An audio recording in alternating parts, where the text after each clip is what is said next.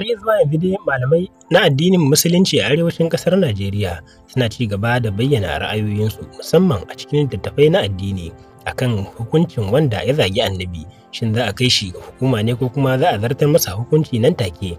Malaman dai akasari sun tafi a layin cewa za a yanke hukuncin kisa ne take, domin kuwa akasari wanda ake zagin annabi a gabansu musamman musulmai ba sa iya ɗaukar zagin nasa saboda yadda suke darajanta shi a zuciyarsu.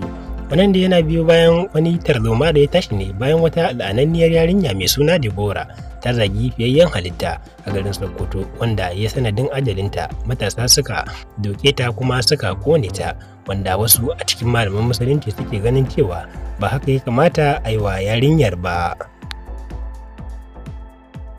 Ɗaya daga cikin shahararrun malaman addinin Musulunci da suke arewacin ƙasar Najeriya mai suna Sheikh Mansur Isa Yalwa ya fidda fatawar cewa abin da aka aikatawa wannan la'ananniyar yarinya wanda ta zagi fiyayyen halitta shine daidai. Hukuncin da aka yi mata ya yi daidai da abin da ta aikata, kuma ya kawo fatawar cewa wani hadisi ya kawo labarin wani sahabi wanda aka zagi annabi a gabansa nan take ya kashe wanda ya zagin ba tare da ya zo ya gaya wa annabi ba, duk da ku annabi yana rayuwa a lokacin a wannan duniya. Sheikh Mansur Isa Yalwa dai ya bayyana cewa wannan shine hukunci ya daidai da wanda ya zagi annabi, kuma wanda aka zagi annabin a gabansu ba lalle su iya ɗaukar cewa har su kai wa hukuma a hukunta wanda ya zagin ba, saboda wani abu ne wanda musulmi shi kaɗai ya san ciwon da yake ji a duk lokacin da aka taɓa fiyayyen halitta, wanda hakan yake nuna abin da aka yi wa Deborah ya yi daidai da abin da ta aikata. Ga dai yanda Sheikh Mansur Isa Yalwa ya gabatar da fatawarsa akan wannan takaddama. Manzan Allah sallallahu alaihi wasallama a zamaninsa wani mutum makaho ne, yana da wata baiwa da yake tsananin ƙaunarta, tana kula da shi iyaka kula, kuma ta haifa masa ƴaƴa guda biyu ce kan lu'lu'ain. Waɗannan ƴaƴa in ka gansu ni na ɗauke su kamar lu'lu'u ne, kuma tana da ciki za ta haifa masa wasu, amma tana zagin manzan Allah sallallahu alaihi wasallama yana hana ta. Za ta ce manzon Allah kaza, ya ce mata Deborah ki daina. Manzon Allah kaza, Deborah ki daina. Deborah ba na so. Idan ana magana akan wani abu ayi, amma banda Muhammadu Rasulullah. Deborah ta ki ta daina.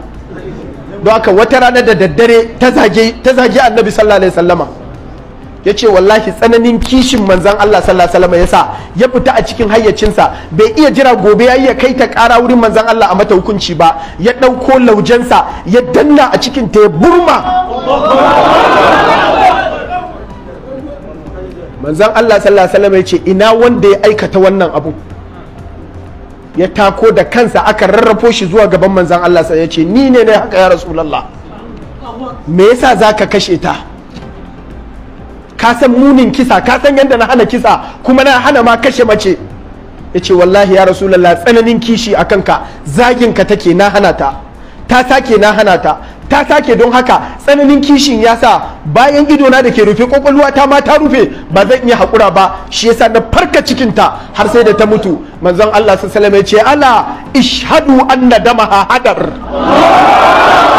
Ya ce ya ku mutane ku zama shaida, jininta ya tafi a banza, ya kashe banza, don haka an kashe Deborah a banza.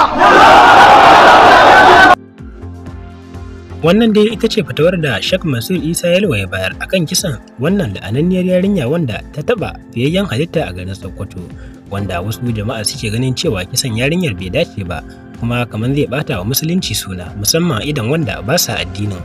Sai dai irin su Sheikh Mansur Isa Yalwa sun bi ra'ayin cewa akwai wani layi da bai kamata a tsallaka wa musulmi ba, domin ko idan aka tsallaka yana tunzura, wannan layi kuma ya shafi taba fiyayyen halitta.